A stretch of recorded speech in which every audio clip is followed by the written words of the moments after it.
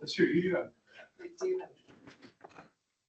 South King Fire Board of Fire Commissioners meeting is now in session. It's 5 o'clock. VC Sharoni, you please lead us and please pledge allegiance.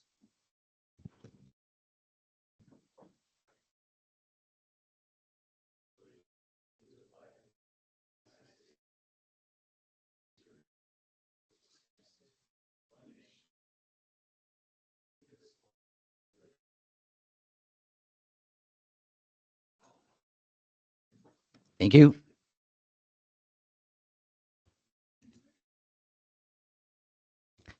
Approval, we have item number 3, approval of minutes from regular meeting on October 29th, 2024, and special meeting, public hearing on November 13th, 2024. Do I have a motion? I move to approve them. Motion. Motion by Commissioner Burrs, seconded by Commissioner Fuller. Any other discussions? Hearing no discussion, all those in favor say aye. Aye. Thank you. We have approval of minutes. Down to Commissioner comments, item number 4. I'm going to start with Commissioner Fuller. Yeah, only a brief one. I agree with the chief at the end of his report. He said your hard work, compassion, and commitment are inspiring. And I'd just like to add an exclamation mark for that. I can't agree more. Thank you. Commissioner Burrs. Kind of like I said last meeting, it's just nice to see all the chairs full. Commissioner Venino. Nothing for me, thank you. Thank you. Only thing from me, thank you for everyone for your work. We had a windstorm. Much appreciated. Thank you. I would say that we're going to have to open the back a lot if all the parking spaces get filled. I think I took the last one. That's good. Thank you, Mr. Fuller. Down to item 5, public comments. Please state your name and address for the record. Please limit your comments to 3 minutes or less. Do we have any public comment?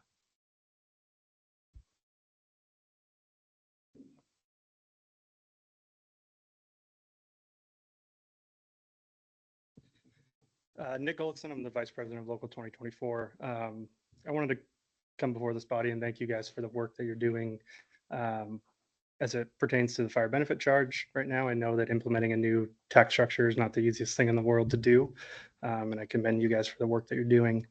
I also want to thank you guys for your commitment to the future of this organization and allowing us to work with ESCI this last couple of weeks. It's very much appreciative. And I would also be remiss if I didn't recognize my members who continue to be part of the local government process and show up here month in and month out. I think it's really important for everyone to understand, much like you just said about having all the seats filled, that the decisions that this board makes not only affect the citizens we represent, but also the employees that work here. And so, again, thank you for the work that you guys are doing. Thank you, Nick. Any other public comment?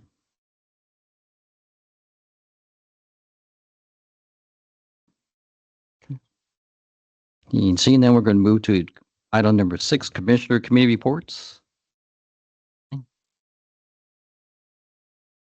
Committee report. Nope. Okay. All right, nothing to report. Down to items number 7, Resolution 656, adopting the 2025 budget.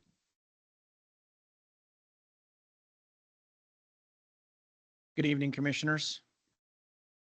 Resolution number 656, South King Fire, King County, Washington. A resolution of the Board of Commissioners of South King Fire, King County, Washington, adopting a budget for the year of 2025. Adopted by the Board of Fire Commissioners of South King Fire, King County, Washington, at a regular meeting this 26th day of November, 2024. Thank you, Chief. Do I have a motion? I move to approve it. I'll second. Motion by Commissioner Burrs, second by Commissioner Vino. Any other discussion on the motion? 656. Hearing and seeing none, all those in favor say aye. Oh, Yes, sorry, I do. Commissioner Fuller. I've been around enough times to know what the budget, how difficult it is, and impressed as we've moved forward that we're able to do more and with a little bit more. And that's just due to, I think, participation by everybody on the, in staff on having input on what goes into the budget, what they need, and making their pitch for it, but also allocating the funds to those projects based on priorities and what people need. Thanks to the administrative folks. Thank you, sir. Thank you, Commissioner Fuller. Okay, all those in favor say aye for Resolution 656. Aye. Aye. Okay, so it's approved. Thank you. Item number 8, Resolution 657, imposing a benefit charge on personal property improvements to real property within the district for 2025. South King Fire Resolution Number 657, benefit charge, RCW 52.18. A resolution of the Board of Fire Commissioners of South King Fire imposing a benefit charge on personal property and improvements to real property within the district for the calendar year 2025. Adopted by the Board of Fire Commissioners of South King Fire, King County, Washington, at a regular meeting this 26th day of November 2024, with the following commissioners being present and voting. Thank you, Chief. We have a motion. I'll make a motion to approve Resolution 657. Motion by Burris, a second. Second. Motion by Commissioner Burris, second by Commissioner Fuller. Any questions or comments on Resolution 657? I want to say thank you for this. All those in favor say aye. Aye. Opposed? None. Thank you. Item 9, Resolution 658 regarding real property tax. South King Fire, King County, Washington, resolution number 658. A resolution of the Board of Commissioners of South King Fire, King County, Washington, regarding the real property tax. Adopted at the regular meeting of Board of Commissioners of South King Fire this 26th day of November 2024, the following commissioners being present and voting. Thank you, Chief. Your motion. Move to approve Resolution 658. I'll second. Could you clarify real property?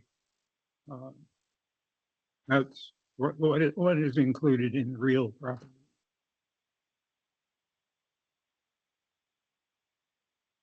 I'm going to defer to Director Ganem on that one.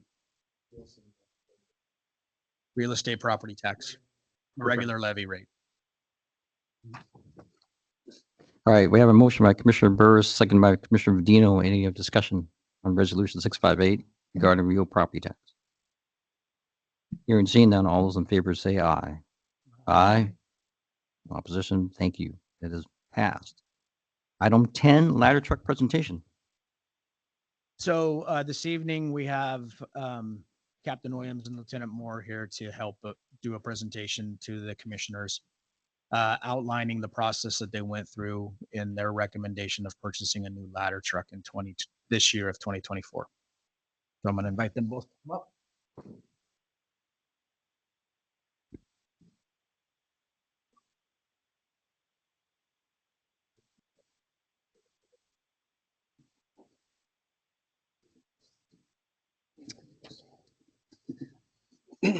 Good evening. I'm Captain Williams. I am currently the chair of the Apparatus and Standardization Committee, which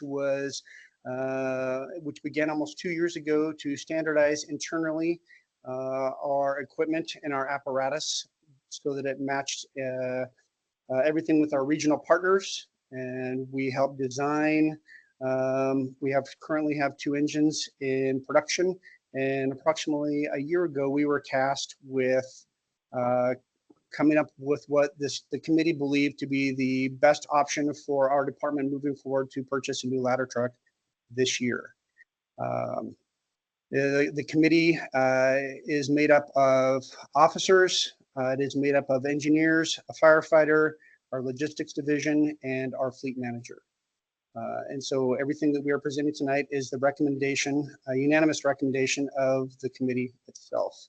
And here tonight is Lieutenant Moore, who's going to help answer some of the questions that we're going to kind of tag team our way through this whole thing this evening.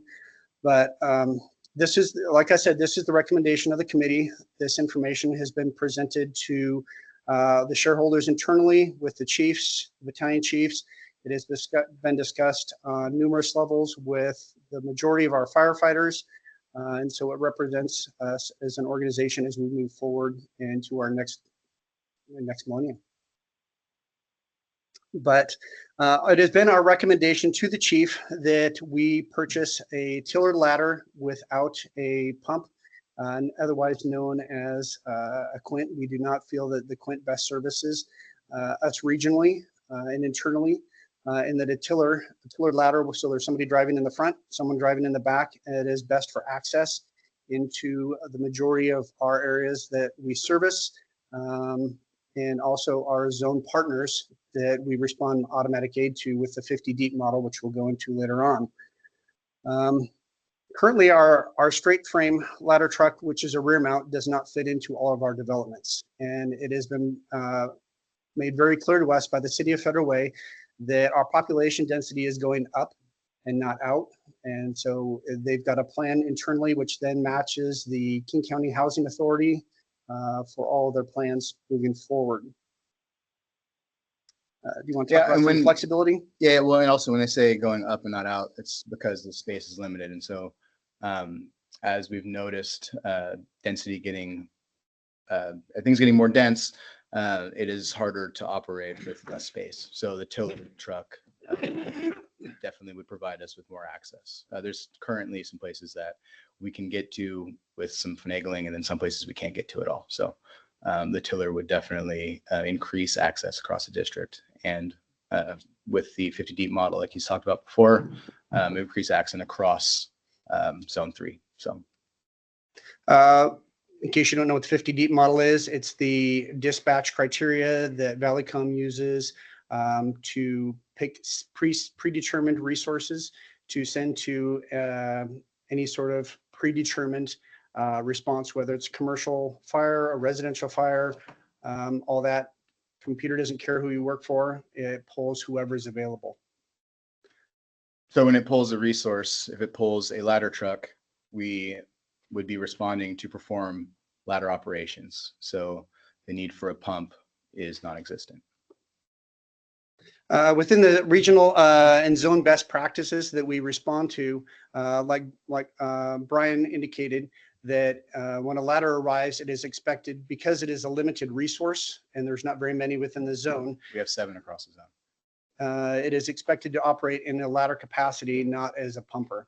There are 2 other ladder trucks within the zone that have pump capability. One of them is ladder 29 for Burien, and it is not currently staffed. It is cross-staffed. And the other one is ladder 51 that is now used to be part of City of Tukwila, and now it is part of Puget Sound. But with a number of meetings as we met with everybody regionally, trying to figure out what was best going to service South King Fire, they're doing their best to rapidly replace that because it does not match anything designed for what regionally we are operating as. Yeah, agreed. Did you guys know like a Quint? A Quint is a ladder that also has a pump. And so whilst we are growing as a region, becoming denser, the need to have that jack of all trades is not really as important as it used to be. Engine companies are plentiful. They're everywhere. Ladder trucks are a rare resource. They're frequently out of service because they're tied up on another incident, which pulls a ladder truck from our neighboring agencies. And by increasing by getting rid of a pump, and we shorten the overall wheelbase, will lighten the load of the overall vehicle, and then it will spend less time for regular maintenance because of the fact that it won't have a pump, according to our fleet manager. So it increases the amount of time that it will stay on the streets and be able to service the community. But the important part, as we're looking at, is that it will provide access into our increasingly growing population here at South King.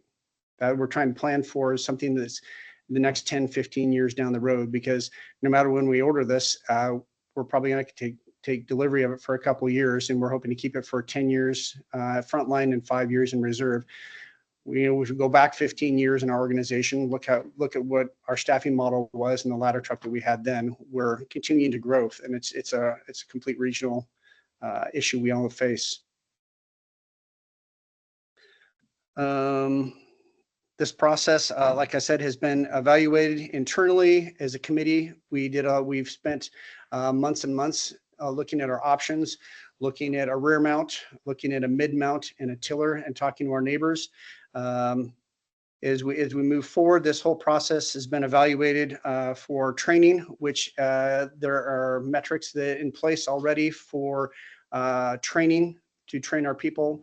If we choose this route, and also ongoing, it will match all of our zone partners, so we have multiple resources to utilize if we have any training issues. So I'm part of the Zone 3 truck consortium, or Zone 3 truck cadre. So all of the truck training that we do regionally would definitely slide in with the order of a tiller. And all of the tiller training that we would have to go through is already all set up through the training consortium and through the truck cadre. So it's already all in place and ready to go. So this is a brief overview of all the work that we've done over the last 10 to 12 months. And then we provided our recommendation to Chief Van Valkenburg. But we're here tonight to present kind of our findings and to indicate that we have vetted this internally as a committee, and we've spent a lot of time trying to research our decision. Are there any questions? Longtime Commissioner, the late Jim Fassos, it's really was always campaigning for a tillered aerial. It was constantly asking, and he would be very pleased that we're now going to do that. What's the height? How far is this going to reach up in comparison to other units in the 100-foot district? aerial. Pardon? 100-foot aerial. What's the height of these big apartments now? I know that Sean is here from the fire marshal's office. Can you answer that? 75 feet is the highest we'll go without a high rise. So Is there any limitation that the city would have on height? That's outside of our purview. I'll defer again to Sean. Come on up. Are you under the tiller? That would be dependent on what the city allows, their land use code. We don't know where that plans to be, do we? We don't. I think right now they're looking at just 5/1s, which would be the no more than 75 feet. We would then have some input if they decided to change that. We do not, unless you're a citizen here, you can talk to the city council. Okay. Any other questions? Commissioner Burrs. Notice that always, sorry. quite often, the aerials go to freeway incidents. Is that simply for blocking? It's a large, heavy apparatus, and internally, we've made the decision that we don't put our egg cars on the freeway anymore because the people as a whole are inattentive in a lot of their driving habits, and they like to look at flashing lights. And we like to protect not only the people we're trying to help on an incident, but our own firefighters. And so the bigger apparatus maintain a larger protective zone. And the tiller ladder truck, because of the fact that it articulates in the middle, can actually provide a larger work zone than a straight frame. 100%. Commissioner Burrs. I've had a friend ask me, why does that big aerial truck show up to an aid call? Of course, the easy answer is that's what was available. So when I first heard this, after, we've been talking about it for 30 years.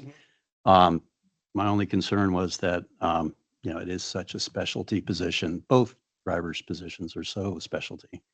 And I was assured that we've looked into that. We have the personnel to have those super specialized positions. So you confirm that? It is our understanding that we have the people for that, and the training is in place through our training division to train our people to the best and highest level. Okay. So suppose you vetted out which manufacturer you guys are going for? We have done our research for that, yes. Ask which one? You can, we examined 3 different manufacturers who all service locally. They would be Spartan Fire Apparatus, which is currently who we have our engines through. We looked at Rosenbauer, and we also looked at Pierce. We took it to the extent of even going back to Rosenbauer's factory. 3 of us did, the 2 of us and Chief Anderson went back to look at their plant because we were not well versed in them. And we've looked at Pierce as well. Remember, many of our regional partners here have Pierce, so it was easy to go to them. But we felt that it was not in our best interest to just take the word of the representatives from each company, but to go and talk to people, the end users who had them. And it was a committee's unanimous decision that our recommendation was to go to Rosenbauer because we feel that currently they're making a better product. We eliminated Spartan right off the chute because of the fact that we felt that they had some safety concerns on the way that their turntable secured itself with the pin system. There was some areas where it wasn't as stable. And on top of that, they could not meet the tip load limit that regionally we are seeking. But the other 2 could. Oh, perfect. You guys are with the committee, do you outfit equipment wise too? Or are you taking some of the stuff that you have, or are you outfitting everything new on this rig? It has been expressed to us that the intent is to put new equipment on it, but there is some equipment that is a little more specialized that just gets moved over. Okay. Any other questions? Just a comment, it looks like a very thorough analysis cut across the organization, cut across the region, and looked at everything that's important. Congratulations. Thank you. Yes, there's an hour-long PowerPoint presentation that comes with all this, but we didn't feel it was appropriate this evening. Okay. Thank you. Hey, Captain Lewis, thank you. Thank you. I would like to see it all, but Good. Okay, item 11, administrative team report. The commissioners received their staff report for November.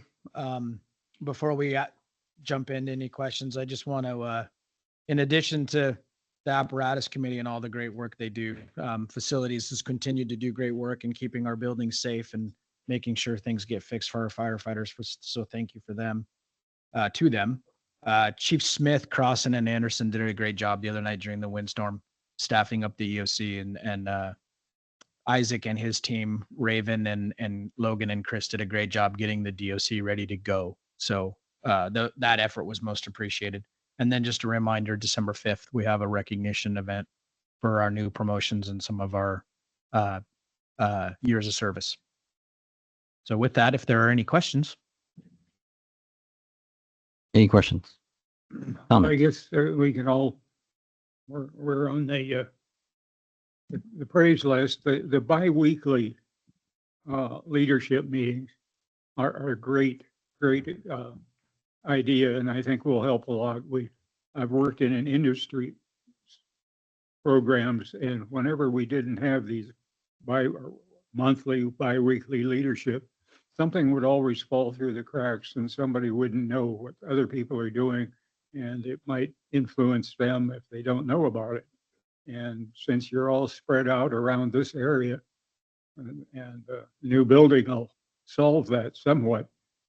Just going by each other in the halls or dropping by the offices doesn't get you the coordination that's needed and really is efficient. So glad to see you doing that. Thank you. I do have one question. What's a bid shift? So in the last union contract negotiation process, the union represented that they wanted a bid shift system. And so the firefighters can now bid station and shift based on seniority. They can have a voice in what station they work at. So I could say I want to be at 62C, and based on seniority, we will plug people into positions. There's some there's some parameters around that. You have to be qualified. Like I can't not be a tech rescue person and bid tech rescue, or not be a marine pilot and bid a marine pilot spot, so that we maintain operational effectiveness. And the process is going on right now. And Chief Dave Michaels has been doing a great job of managing that process and managing the bids. And I'm imagining it's a little bit like keeping frogs in a wheelbarrow, because firefighters are coming forward with their requests. But it was represented as something that's important to us. And I understand having a voice in where you might end up. And so that process is going on right now. As soon as that's done, we'll start vacation selection. Takes a wealthy scheduling problem you have to have on a computer somewhere. I believe Dave has a piece of paper, an Excel spreadsheet, and a lot of Post-it notes. I think he's doing a great job. Thank you. Chief, on your leadership meetings you're going to have, will you have any type of communication outward about if things that you could talk about at all during those meetings or after those meetings? So those meetings are actually one-on-one meetings with the direct reports, so that we can have more consistent communication about what we're working on, what our priorities are, where we need to grow, the things we're doing well. So occasionally there may be things that come out of those meetings that get shared. But as a general rule, those are one-on-one meetings with the fire chief and the direct reports. Another change that's coming is we're expanding a little bit on the executive team meeting. We're going to expand that group to include all of the chief officers, division chiefs, fire marshal, director Lee, and executive director Ganem. There's so many moving parts, trying to do a better job of communicating and making sure everybody has the same information. We're expanding that pool. It's a double-edged sword. It's another meeting on everybody's calendar, but it's necessary. So. Okay. And in the monthly report, you can see a lot of cross between activity between the department. It just be essential to have those kinds of meetings to make sure everybody understands what everybody else is doing. Correct. Thank you. Anything else? I just want to speak up because I want to speak for the whole board. So we want to thank our board secretary, Lori Perry, for all she does for us. Because we can't do this without her, really. And I'd like to recognize and thank her from the committee. Thank you. So we're down to item number 12, November budget.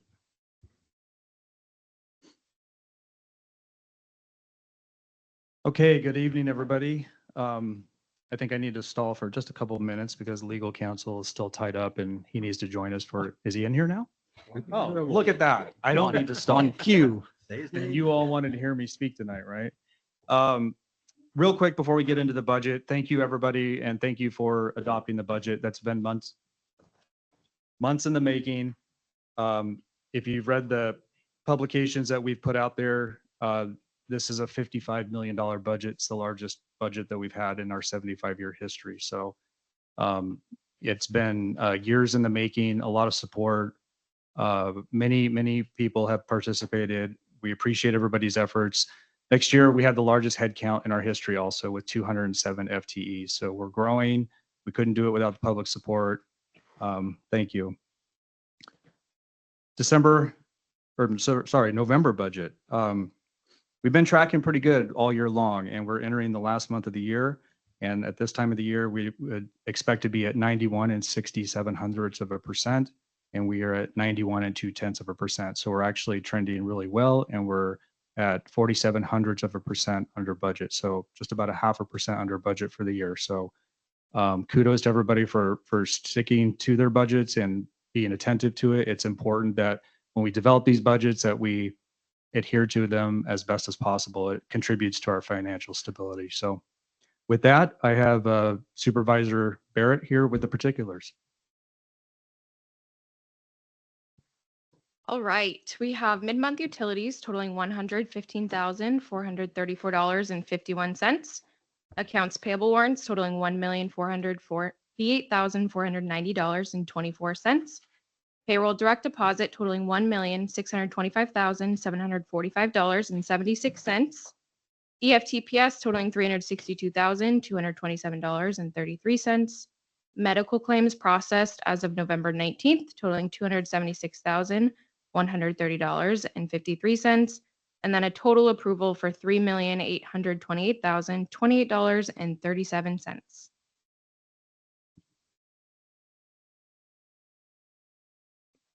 Thank you. I know you want to. I move to approve the vouchers. Always likes to do I'll second it. that. We are approval of vouchers, a motion by Commissioner Medina, second by Commissioner Burris. Any discussion on the approvals? Hearing seen none, all those in favor say aye. Aye. Thank you. We have approval.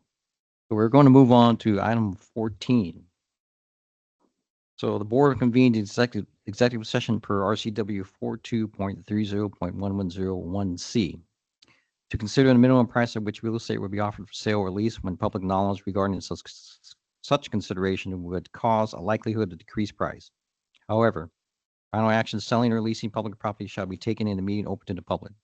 Action may or may not be taken after executive session. Joining the board in executive session would be Chief Von Valkenburg, Executive Director Ganem, Director Lee, Executive Secretary Lori Perry, Legal Counsel Matt Anderson, and Evan Snyder. So at this time, we will recess for 2 minutes to get everyone transferred into executive session. We anticipate the executive session lasts about 4 or 15 minutes. Action may or may not be taken after the executive session. At the end of the executive session, we're going to take 2-minute recess to get everyone transferred back over to a regular meeting.